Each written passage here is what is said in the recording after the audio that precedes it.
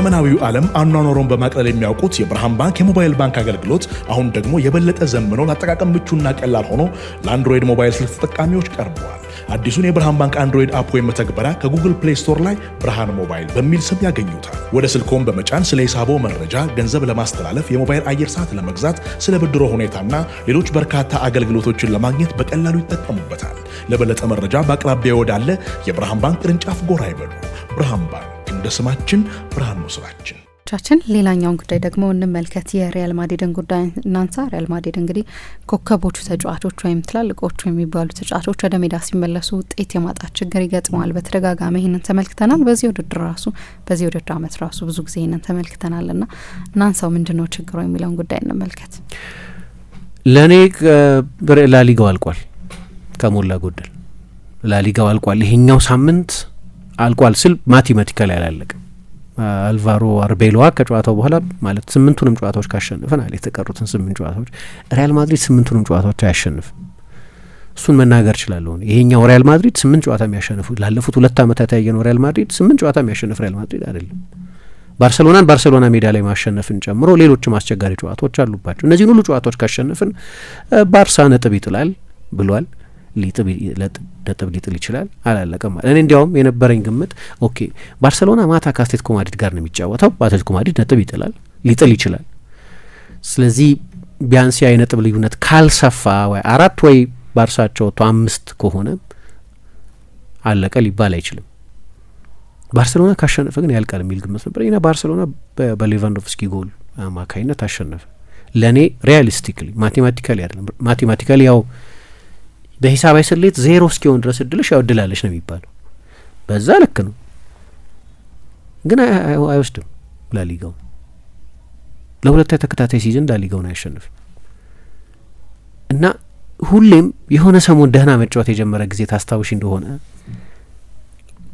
ሲመጡስ ትልልቆቹ ተጫዋቾች ቤሊንገም ሲመለስስ እምባፔ ሲመለስስ ይኸው ባላንስ በ11 ተጫዋቾች የመከላከል ባላንስ ይኖራል ወይ የሚል ጥርጣሬ ነበር። የአሰልጣኙ ፈተና እሱ ሁሉም ተጫዋቾች ሲመለሱ ቡድን አድርጎ የማቆየት ጉዳይ። በዛ መሀል ቫልቬርዴ በተናጠል ጥሩ እየተጫወተ ነበር። ቪኒሽስ ጥሩ እየተጫወተ ነበር። ቲያጎ ፒታርች ትልቅ ሰርፕራይዝ ነበር። ግን ያኔ ሪያል ማድሪድ 5 ተከታታይ ጨዋታዎችን ሲያሸንፍ ሲቲን በደርሶ መልስ ሲያሸንፍበትን ጨዋታ ጨምሮ ማለት ነው ቲም ሆነ እና የአሰልጣኙ ፈተና ትልልቆቹ ተጫዋቾች ሲመለሱ እንዴት ይሆናል የሚል የሚገርም ነው። ጥሩ ተጫዋች ሲመለስ ጥሩ ዜና መሆን አለበት። እምባፔ ሲመለስ ጥሩ ዜና መሆን አለበት። ሜቢ ዓለም ቤስት የማጥቃት ተጫዋች ነው። ጥሩ ዜና መሆን አለበት። ግን ሁሌ ፍርሃት አለ ሲመለስ እንደው ምክንያቱም እምባፔ ወደ ሪያል ማድሪድ ከሄደበት ጊዜ ጀምሮ እምባፔ ተጠያቂ ነው እያልኩ አይደለም። እምባፔን አጫውቶ ከሌሎች ተጫዋቾች ጋር የቡድን ባላንስ የመፈለግ ጉዳይ አሰልጣኞቹ ስራ ነው። ለሱ ብቻ መቶ ችግር አይደለም። ግን እንደ አጋጣሚ ሆኖ ሪያል ማድሪድ ባለፉት 2 ዓመታት እምባፔ በተጫወተባቸው ጊዜያት ጥሩ አይደለም ቲም። በ2 ቀናት ለጥቀሰው በሳን ሞዋ ነበር በቀደም ጨዋታቸውን ያደረጉት ከሪያል ማዮርካ ጋር። ግን ከበቀደሙ ጨዋታ 593 ቀን በፊት 2 ዓመት ሊሆን ምንም አልቀረው በፊት በዚሁ ስቴዲየም እምባፔ መጀመሪያ ጨዋታው ለሪያል ማድሪድ አድርጎ ነበር። ከዛ ጨዋታ በኋላ አንቼሎቲ የሆነ ነገር ተናገሩ። ብዙ ጊዜ ማነሳ ነው። የግራውንድ ሆግ ዴይ የሚባል ፊልም አለ 1990ዎቹ መጨረሻ ላይ ቢል መሪ የሚባል አክተር የተወነበት ፊልም። በተመሳሳይ ቀን ነው ሁሌ የሚነቃው። የአየር ንብረቱም አንድ አይነት ነው። እሱ ደግሞ የአየር ንብረት ባለሙያ ነው። አየሩ ተመሳሳይ ከሆነ ምን ትንበያ ያስፈልገዋል አይደል? እንደዛ ነው። ግን ተመሳሳይ ነው። ግራውንድ ሆግ ዴይ የሚባል በዓል አለ። ያንን በማስመልከት የተሰራ ነገር ነው። ሪያል ማድሪድም እንደዛ አይነት ቀለበት ውስጥ ነው ያለው እና ምን አሉ 1-1 ተለያዩ። አሁንማ ተሸነፉ። ቬርዳት ሙሪቺ የማሸነፊያውን ጎል አስቆጥሮ ባለቀ ሰዓት ግን ጨዋታው ካለቀ በኋላ ምን አሉ አንድ ያሳየን ምልክት ይሄ ጨዋታ ያሳየን ምሳሌ ሪያል ማድሪድ የሚቸገር ከሆነ በምን እንደሚቸገር ነው። የባላንስ የሚዛን ችግር፣ በመከላከል ጊዜ የሚታይ የወጥነት ችግር እና የትኩረት ችግር። ከተቸገር ብንቸገረው በእነዚህ ነው። ይሄ ጨዋታ ሳምፕል ነው አሉ። አሁን 595 ቀን ሆኖ ዛሬ እና ቅዳሜ የታየው ችግር በዚሁ ስቴዲየም መታየት የጀመረ ችግር ነው። 2 ዓመት ሊሆነው ነው። ይሄ ሲዝን ሲያልቅ 2 ዓመት ይሞላዋል። 2 ሲዝን ይሆነዋል ማለት። የባላንስ ጥያቄ ኤምባፔ ሲመጣ ነበር መጀመሪያው ነው እና አንቼሎቲ የምናወራው 5 ጊዜ ቻምፒየንስ ሊግ ስላሸነፈ አሰልጣኝ ነው። በጠዋት ታይቷቸዋል። በጠዋት አይተውታል ችግሩን። ቀድመው መፍትሄ ሊያገኙለት አልቻሉም። አሎንሶ መፍትሄ ሊያገኝለት አልቻለም። አሁን አርቤሏ መፍትሄ ሊያገኝለት አልቻለም። በ19 ጨዋታ 5 ጨዋታ የተሸነፈ አሰልጣኝ የለም በሪያል ማድሪድ ታሪክ። ግን ፓተርን አለው። ስታሮቹ አንድ ላይ ሲጫወቱ አሁን የመጨረሻውን 30 ደቂቃ ቪኒ ነበር ሜዳ ውስጥ፣ ቤሊንገም ነበር ሜዳ ውስጥ፣ እምባፔ ነበር ሜዳ ውስጥ። የሪያል ማድሪድ ትልልቆቹ ስታሮች እነዚህ ናቸው። ፈተናው እሱ ነው። ያለ እነዚህ ስታሮች ጥሩ እየተጫወተ ነበር ቡድኑ ሰሞኑ። ማለት ሁለቱ አልነበሩም፣ ቤሊንገም አልነበረም፣ እምባፔ አልነበረም። እንዲያውም ስለ ሪያል ማድሪድ ከዚህ በፊት ማንላቸውን ስታቲስቲክሶች ማንሳት ጀምር። ለምሳሌ የሪያል ማድሪድ እኔ ኪሎ ሜትር መሸፈን ሁልጊዜ ጥንካሬ ብልጫ ነው፣ የግራውንድ ከቨር ማድረግ ምናምን ብዬ አላምንም። ግን በተለይ ሪያል ማድሪድ አንዱ በትልቅ የአውሮፓ ጨዋታዎች ላይ ባለፈው ሲዝንም በሌሎች ትልልቅ የሀገር ውስጥ ጨዋታዎችም ላይ ይታይ የነበረበት አንደኛው ችግር የኢንቴንሲቲ ጉዳይ፣ የሀይ ኢንቴንሲቲ ጉዳይ፣ የፕሬሲንግ ብዙ ኪሎ ሜትር የመሸፈን የመሳሰሉት ጉዳዮች ናቸው። ፊዚካሊ በሌላ ቡድን ዶሚኔት የመደረግ ጉዳይ ነው እና ለምሳሌ ምን ሆነ ባለፈው ከማንቸስተር ሲቲ ጋር ሲጫወቱ ከ2022 ወዲህ ብቻ ከጓርዲዮላ ቡድን ጋር 10 ጊዜ ተጫውተዋል እና እስከ ባለፈው እስከ ቤርናቤው ጨዋታ ድረስ ቫልቬርዴ ሃትሪክ እስከሰራበት ጨዋታ ድረስ ማንቸስተር ሲቲ በሁሉም ጨዋታዎች ከሪያል ማድሪድ የበለጠ ኪሎ ሜትር ከቨር ያደርግ ነበር። ውጤቱ ምንም ቢሆን ማለት ነው ማድሪድ ያሸነፈባቸው ማንቸስተር ሲቲ ያሸነፈባቸው ጨዋታዎች ነበሩ። ግን አንድ ወጥ የሆነ ነገር ኢንቴንሲቲን ፊዚካል አውትፑትን የተመለከቱ መለኪያዎች ላይ በሙሉ ማንቸስተር ሲቲ ይበልጥ ነበር። እሱ ደግሞ አንቼሎቲ አምና ያነሱት ኮንሰርን ነው። ትራክ ባክ ማድረግ ለምሳሌ ቪኒሽስ፣ ፕሬስ ማድረግ ለምሳሌ ኤምባፔ፣ ዲስፕሊንድ መሆን የኢፈርት ችግር እንኳ ባይሆን ቤሊንገም አያደርጉትም ተጫዋቾቹ እና ከኤምባፔ መምጣት በፊትም የነበረ ችግር ነው። ግን ለመጀመሪያ ጊዜ ከማንቸስተር ሲቲን አውትራን ያደረጉት የመልሱን ጨዋታ ትቼው ነው። የመልሱ ጨዋታ 11-10 ስለሆነ የተጫወቱት የማንቸስተር ሲቲ ተጫዋቾች በሪያል ማድሪድ በኪሎ ሜትር መበለጣቸው ተፈጥሯዊ ነው፣ የሚጠበቅ ነው፣ ባህሪያዊ ነው። የመጀመሪያው ጨዋታ 11-11 እያሉ ፊዚካሊ ሪያል ማድሪድ የተሻለ ነበር እና ከ2022 በኋላ ቡድኖቹ እርስ በርስ ሲገናኙ ለመጀመሪያ ጊዜ በለጠ። ማርጂናል ነው ግን ሲምቦሊክ ነበር። ማርጂናል 300 ሜትር ምናምን ነው የበለጧቸው። ያን ያህል ሰፊ አይደለም። አምና አርሰናል በ10 ኪሎ ሜትር እኮ ነው የበለጣቸው። በሁለቱ ቡድኖች መካከል ያለው ፊዚካል አውትፑት በጣም የተለያየ ነበር። አሁን ትልልቆቹ ተጫዋቾች ሲመለሱ ግን ይሄ ችግር ይመጣል፣ የባላንስ ጥያቄ ይመጣል። አንደኛ የመከላከል ባላንስ ጥያቄ ብቻ አይደለም። ለምሳሌ በቪኒሽስ እና እምባፔ አላቅም። አሁን ቪኒሽስ መቼ ነው ጥሩ መጫወት የጀመረው በወጥነት ማለት ባለፈው ሳነሳ ነበር። አሁን እኮ እንዲያውም የባሎንዶር እጩ የነበረበት ሲዝን ላይ ያሳየውን አይነት ብቃት ነው ማሳየት የጀመረው አለ። እኔ በቀደሙ ጨዋታ አልጀመረም፣ ምክንያቱም ለብራዚል ሁለቱንም ጨዋታዎች ጀምሮ ስለነበር ቤንች ነበር ያደረገው። ብዙ ተጉዟል፣ ብዙ እየተጫወተ ነበር በቅርብ ጊዜም፣ ስለዚህ አልጀመረም ጨዋታው። እንደ አጋጣሚ ሆኖ ቪኒሽስ ባለፉት 2 ሲዝኖች ለሪያል ማድሪድ ጥሩ ተጫወተ ብለን የምንጠቅሳቸው አብዛኞቹ ጨዋታዎች እምባፔ ባልነበረባቸው ጊዜያት የነበሩ ናቸው። አምናም ተጎድቶ ነበር እምባፔ። አሁን በቅርብ ጊዜም ያ በጣም አነጋጋሪ የሆነ ጉዳቱ በተከሰተ ጊዜ ነው ቪኒ ጥሩ እየተጫወተ ነበር። አጋጣሚ አይደለም ይሄ ደግሞ ሲመጡ እምባፔ ገና ሲፈርም የነበረውን ኮንሰርን የሚያረጋግጡ አንድ ላይ ሜሽ ማድረግ ይቻላል። ሁለቱ ተመሳሳይ የሜዳ ስፍራ የሚጋሩ ተጫዋቾች፣ ተመሳሳይ የጨዋታ ዝንባሌ ያላቸው ተጫዋቾች ናቸው። አንዱ 9 አንዱ የግራ ክንፍ ተጫዋች በሚል ምድብ ብቻ የምናስቀምጣቸው አይደሉም። ምክንያቱም እምባፔ ሪል 9 አይደለም። ልክ እንደ ቪኒሽስ ሁሉ ከግራ መነሳት የሚወድ ተጫዋች ነው። እንዴት ነው አንድ ላይ የሚጫወቱት? መልስ አላገኘም። 2 ዓመት ሆኖታል ይሄ ጉዳይ።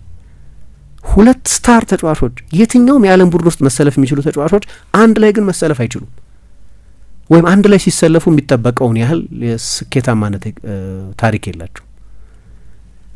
ስለዚህ የኤምባፔ መመለስ ተጨማሪ ራስ ምታት ነው። እስካሁን ድረስ ያላገኙለት መፍትሄ ከቪኒ ጋር እንዴት አንድ ላይ ጥሩ ይጫወታል የሚል ጥሩ ዜና መሆን ያለበት። ኦልሞስት 44 ጎል ያስቆጠረላቸው ተጫዋች ዘንድሮም